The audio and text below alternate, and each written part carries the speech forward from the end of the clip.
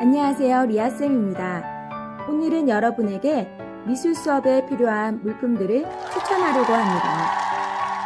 어떠한 물품들이 있고 또 어떤 것을 골라야 하는지 어머니들이 정말 많이 고민하시더라고요.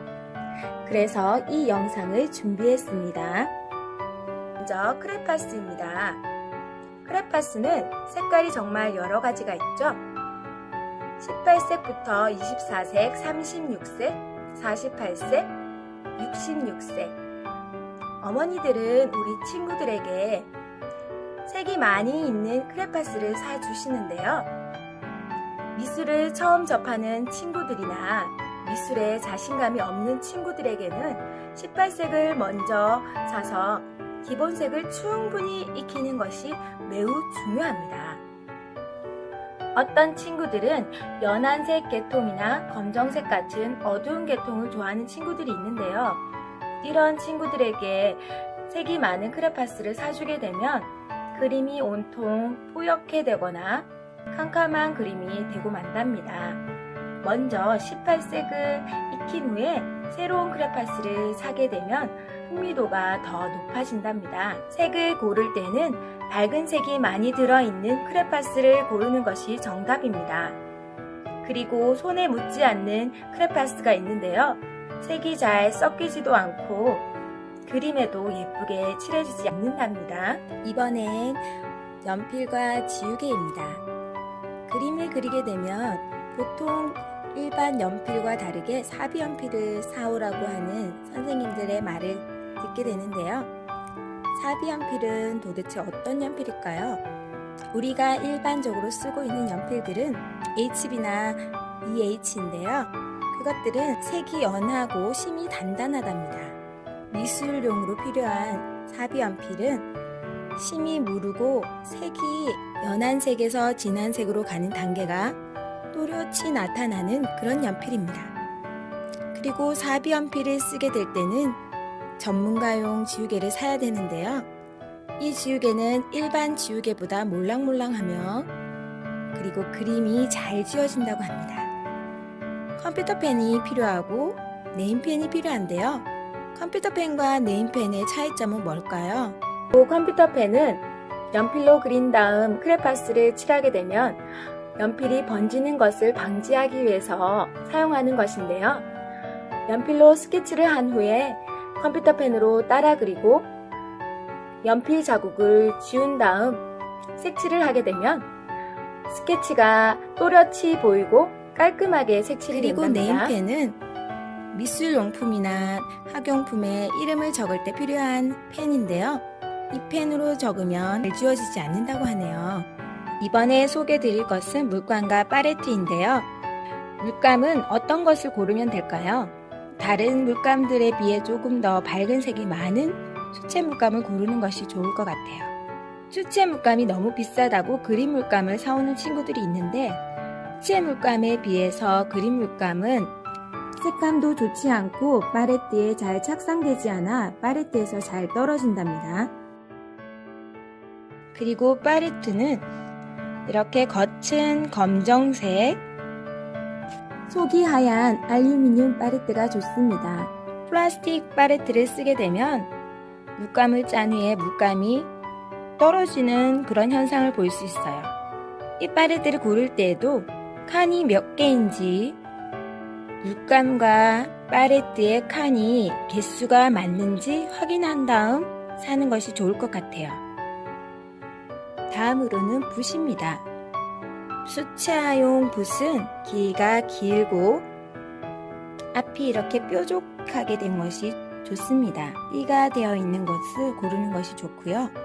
중간에 보면 숫자가 적혀 있는데요. 얇은 것이 숫자가 작고 굵을수록 점점 숫자가 커집니다. 이렇게 4, 10, 16 이렇게 간격을 두고 붓을 사는 것을 추천해요. 앞이 너무 둥근 붓은 탄력이 없기 때문에 물 흡수를 많이 한답니다. 물 흡수를 너무 많이 하게 되면 번지는 수가 있어서 그림을 망치게 된다고 합니다. 수치하에 있어서 물 조절하는 것은 정말 중요하거든요. 그리고 납작한 붓이 있는데 납작한 붓은 글자를 쓸 때나 포스터 물감을 이용할 때 쓰는 것이 좋습니다. 이번에는 포스터 물감입니다. 포스터 물감은 포스터나 표어, 캐릭터, POP 작업에 사용되는 물감으로서 선명한 색을 표현하는 데 적합한 물감입니다. 이 물감은 선택과 관리가 아주 중요한데요. 물감 선택에 있어서 색칠을 한 후에도 색깔이 변하지 않고 그대로인지 아니면 뿌옇게 되어 버리는지 확인하는 것이 중요하고, 제작 연도를 확인하고 그리 멀지 않은 제작 연도의 포스터 물감을 구매하는 것이 중요합니다. 제가 추천해드리고 싶은 물감은 신한 포스터 물감인데요. 이 물감은 예전에 비해서 요즘은 색이 더 밝게 나오더라고요. 예전에는 짙은 초록색이 나왔다면 요즘은 연두색, 밝은 초록색, 또 금청색에서 하늘색으로 바뀌고 갈색에서 황토색 계열로 색이 더 밝은 색이 나오더라고요. 포스터 물감은 무엇보다 관리하는 것이 중요한데요. 포스터 물감을 샀을 때 뚜껑을 열어보면 기름이 위에 올라와 있는 것이 있습니다. 이것을 나이프를 이용해서 자주 섞어주는 것이 좋습니다. 그리고 물감을 사용할 때는 물감들이 서로 섞이지 않도록 나이프를 이용해 팔레트에 옮긴 후 물감을 섞어서 색깔들을 예쁘게 표현하는 것이 좋습니다. 이번에는 색연필입니다. 색연필은 세 가지 종류로 나누어져 있는데요. 이렇게 종이로 돌돌 말아 껍질을 벗겨서 사용하는 색연필이 있고, 끝을 돌려서 조금씩 올려서 사용하는 색연필 두 가지가, 이 색연필 말고도 연필로 된 색연필이 있는데요. 연필로 된 색연필은 세밀한 작업을 할 때 사용하는 것이 좋습니다. 첫 번째 색연필은 색이 진하게 나오는 반면에 껍질을 까기가 조금 힘듭니다. 두 번째 색연필은 껍질을 벗길 필요 없이 돌돌 올리기만 하면 되는 편한 형인데요. 색칠을 하게 되면 너무 연하게 나와서 그림이 만족스럽지 못하게 나온답니다. 이번에는 앞치마입니다. 앞치마는 요리할 때 엄마가 쓰는 것처럼 이렇게 목을 걸고 허리를 묶는 형이 있고, 팔과 몸을 한꺼번에 커버하는 그런 형이 있는데요. 그리고 비닐로 된 앞치마도 있는데요. 제가 추천하는 앞치마는 첫 번째 이 앞치마입니다. 이 앞치마가 잘 떨어지지 않고 친구들이 쓰기에 저의 제일 편한 것 같더라고요. 팔과 몸이 연결되어 있는 앞치마를 사용하게 되면 도리어 팔에 물감이 묻어서 다시 그것이 몸에 묻는 그런 일들이 많이 발생한답니다. 그리고 비닐로 된 앞치마는 여름에는 정말 덥고 또 하게 되면 잘 찢어지는 경향이 많이 있었어요. 포실을 따로 구입해야 되는데요. 보통 어머니들이 세트로 된 것을 같이 구입하는 경향이 있어요.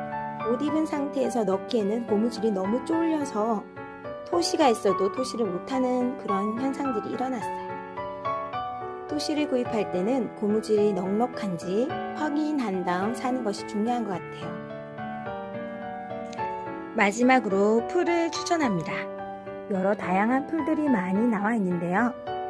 풀은 보통 다 똑같지 않나 이렇게 생각하시는 분들이 있는데, 다른 풀들은 여름이 되면 녹아서 떡 중에 자꾸 덩어리째 떨어지는 거예요. 그래서 이 풀은 다시 사오라고 했더니 너무너무 좋아하더라고요. 이 풀은 아무리 써도 말끔하게 있더라고요.